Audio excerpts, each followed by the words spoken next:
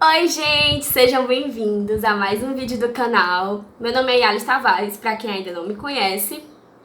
E hoje a gente vai dar continuidade ao conteúdo de bens. A Marina começou, espero que vocês já tenham assistido.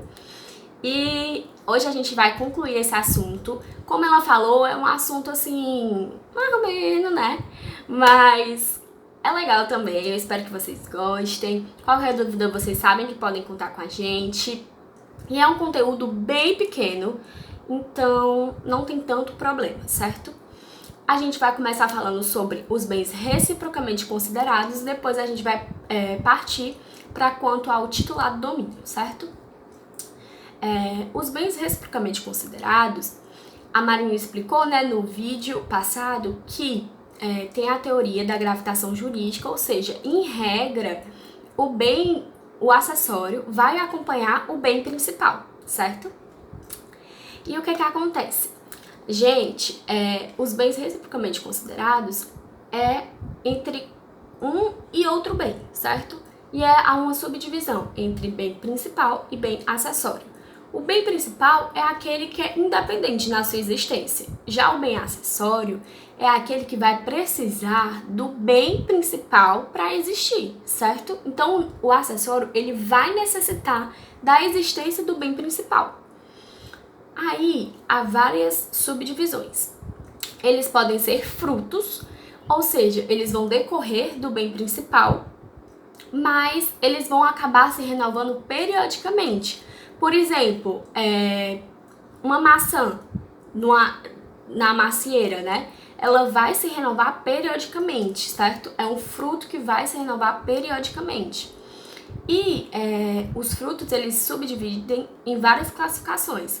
A primeira é quanto à origem, que pode ser natural, ou seja, aqueles que decorrem da natureza, podem ser industriais, ou seja, são aqueles que há uma intervenção humana, e também há os frutos civis. E como é que são esses? Eles vão promover uma renda que vai decorrer do bem principal, e esses são, por exemplo, aluguéis, certo? Aí a outra classificação é quanto ao estado. Quanto ao estado, eles podem ser pendentes, por exemplo, uma maçã que está presa à macieira, ou seja, nos pendentes são aqueles frutos que estão presos ao bem principal.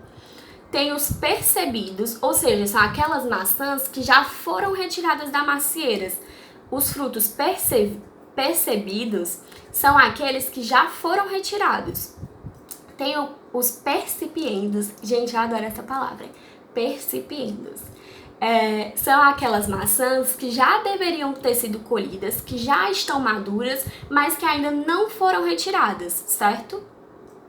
Ou seja, os percipiendos são aqueles que já deveria ter sido colhido, mas que ainda não foi retirado. Tem os frutos estantes, que são aqueles que já foram tirados, por exemplo, as maçãs de uma fazenda já foram tiradas, estão aguardando destinação, certo? E os consumidos são aquelas maçãs que já foram retiradas e que, ao a gente utilizar, elas acabam. Por exemplo, eu retiro a maçã da macieira e aí, ou seja, ela já foi retirada do bem principal e aí eu como ela, certo? Ela é um fruto consumido, porque ao a gente utilizá-la, ela acaba, certo? Outra classificação, a gente acabou de ver os frutos, agora a gente vai ver os produtos. Os produtos eles também vão decorrer do bem principal, mas diferentemente dos frutos, eles não vão se renovar periodicamente, certo? Tem as seções, que são aquelas que podem ser incorporadas ao solo e que devem mudar a destinação do bem principal.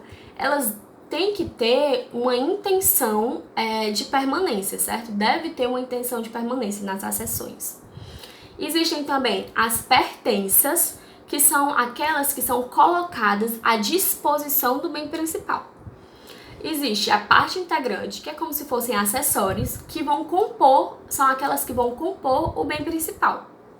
E existem as benfeitorias, que é uma parte que eu também adoro sobre falar sobre benfeitorias, que são subdivididas em 3, ou seja, mas o que são as benfeitorias antes de tudo? As benfeitorias, elas vão alterar o bem principal por intervenção humana, mas não vai modificar a destinação, certo? Do bem principal. Não vai mudar, não vai modificar a destinação do bem principal, as benfeitorias. E as benfeitorias, elas se subdividem em 3 tipos. Podem ser benfeitorias necessárias, ou seja, são aquelas benfeitorias que realmente precisam ser feitas. Por exemplo, uma infiltração em uma casa, ela realmente precisa ser feita, a benfeitoria precisa ser consertado aquela infiltração. E existem também as benfeitorias úteis, que não são tão importantes, não são tão necessárias, literalmente, elas não são tão necessárias. Por exemplo, construir uma nova garagem na sua casa, mais uma garagem na sua casa, certo? É uma benfeitoria útil.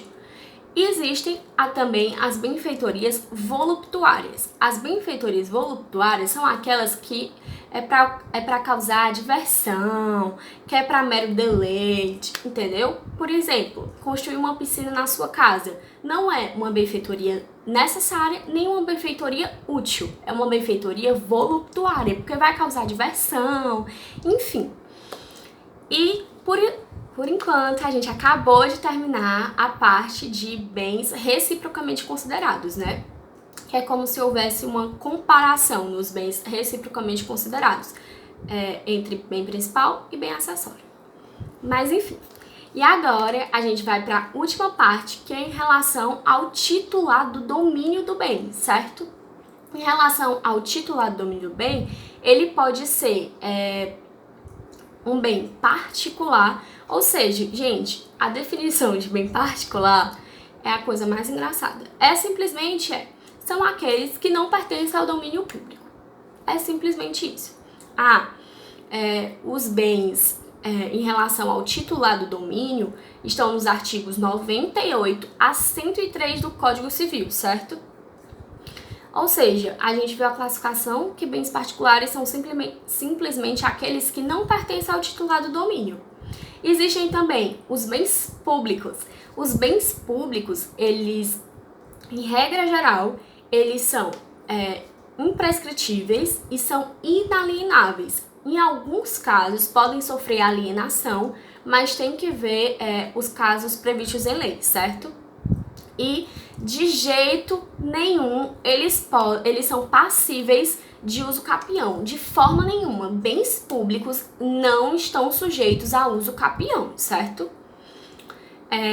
E os bens públicos, eles vão se subdividir em 3 tipos também. Eles podem ser bens públicos de uso comum do povo, ou seja, aquele que todo mundo tem acesso. Por exemplo, as praias, praças, enfim, são bens de uso comum do povo, certo? Bens públicos de uso comum do povo. E nos bens públicos, muita gente acha que obrigatoriamente os bens públicos devem ser gratuitos. E não, os bens públicos podem ser cobrados taxas, visitação, por exemplo, visitação ao museu, certo? Pode ser cobrado uma taxa. Também, por exemplo, um pedágio numa rodovia, certo? Os bens públicos, eles podem ser gratuitos, mas não obrigatoriamente são gratuitos, certo? Também, outra classificação de bens públicos é de uso especial, que são aqueles utilizados para a execução de serviços públicos. Por exemplo, o Fórum Clóvis Bevilacqua, a Câmara Municipal, certo? São bens de uso especial. E por último, tem os bens públicos dominiais ou dominicais, que são aqueles bens que estão em desuso, certo? São aqueles bens que estão em desuso. Por exemplo, lá em Aracati, vamos dar um exemplo, tem um local que era onde funcionava uma delegacia, mas aí fechou, enfim, não está sendo mais utilizada. É um bem dominical, certo? Porque está em desuso. E é isso, gente. Eu espero que vocês tenham entendido. Qualquer coisa, podem falar comigo, podem falar com a Marina, com a Giovana, com a Amanda. E é isso.